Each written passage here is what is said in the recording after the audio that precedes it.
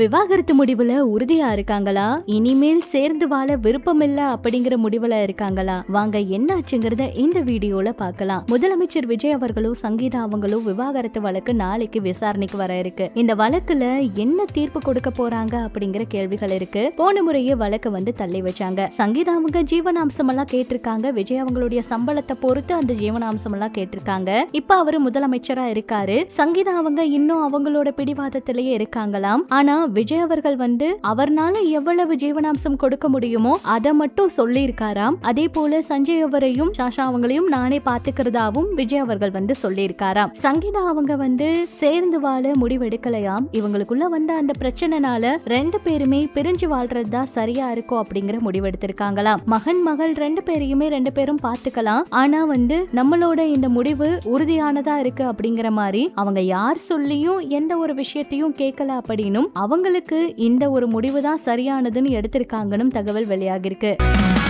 தமிழர்களின் பெருமை ஒரே மேடையில் வெளியிட போகின்றது. இது ஒரு செலிப்ரேஷன் ஆஃப் கிரேட்னஸ். எதிர்வரும் ஜூன் 20 சனிக்கிழமை legends and icons awards 2026. June 15ஆம் தேதி இந்த வழக்கு விசாரணைக்கு வர இருக்கிறதுனால விஜய் அவர்கள் முதலமைச்சரா இருக்கிறதுனால இந்த வழக்குல நேர்ல ஆஜராக முடியாது. அவர் காணொலி வாயிலா ஆஜராகிறதுக்கு நிறையவே வாய்ப்புகள் அதிகம். அதே போல சங்கீதா அவங்களும் காணொலி வாயிலா ஆஜராகிறதுக்கு வாய்ப்புகள் அதிகம். இதுக்கு முன்னாடி இந்த வழக்கை விசாரிச்சுட்டு இருந்தவங்க வேற இடத்துக்கு மாற்றப்பட்டதை தொடர்ந்து இப்ப இந்த வழக்க வேறு ஒரு நீதிபதி விசாரிக்க இருக்காங்களாம். இந்த வழக்குல அடுத்து என்ன நடக்க போகுதுங்கிறது நாளைக்கு தான் தெரிய வரும். சங்கீதா அவங்க பத்திரிகையாளர் பேட்டியெல்லாம் கொடுக்க போறாங்க அப்படிங்கிற மாதிரி ஏகப்பட்ட தகவல்கள் எல்லாம் வெளியாச்சுல்ல. அது எல்லாத்துக்கும் முற்றுப்புள்ளி அவங்க எந்த ஒரு பேட்டியும் கொடுக்க விரும்பல.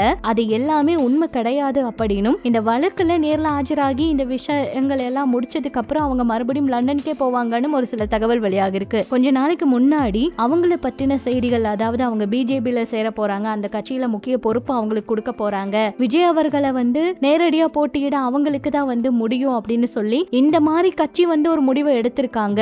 அவங்களும் அதுக்கு சம்மதம் சொல்லியிருக்காங்கனால செய்திகள் வந்துச்சு. அது எல்லாமே வதந்தி, எதுவுமே உறுதிப்படுத்தப்படாத தகவல். அது எல்லாமே தேவையில்லாம எல்லாரும் பரப்பி விடுற தகவல். இப்ப விஜய் அவர்கள் அவரோட ஆட்சியை ரொம்ப சிறப்பா கொண்டு போயிட்டு இருக்காரு. மக்களுக்கு தேவையான எல்லா விஷயங்களையும் பார்த்து செய்துட்டு இருக்காரு. ஒவ்வொரு பக்கமுமே இப்ப பாதுகாப்பு அதிகப்படுத்தணும் அப்படின்னு சொல்லி சிங்கப்பெண் அதிரடி படை, அடுத்து மதுக்கடைகளை ரொம்ப ஸ்ட்ரிக்டாவே அவரு க்ளோஸ் பண்ணது, இந்த மாதிரி விஷயங்கள் எல்லாம் ரொம்ப பெரிய பாராட்ட பெற்றிருக்கு. ஒரு சில மைனஸ் இருந்தாலுமே அது எல்லாமே சரி பண்ணணும் அப்படிங்கிறதுக்காக நிறைய முடிவுகளையும் முக்கியமான ஆலோசனைகளையும் அவர் கேட்டு தெரிஞ்சிட்டு இருக்காரு. அடுத்து என்ன நடக்க போகுது, இந்த விவாகரத்து வழக்கு தான் அவருக்கு மிகப்பெரிய ஒரு பிரச்சனையா இருக்கு. இதுல என்ன முடிவெடுக்க போறாங்க அப்படிங்கறதெல்லாம் நாளைக்கு தான் தெரியும். இதை பத்தின உங்களோட கருத்துக்களை சொல்லுங்க. இன்னும் இது போல நிறைய தகவலை தெரிஞ்சுக்க மறக்காம நம்ம சினி சமூகம் சேனலை சப்ஸ்கிரைப் பண்ணிக்கோங்க.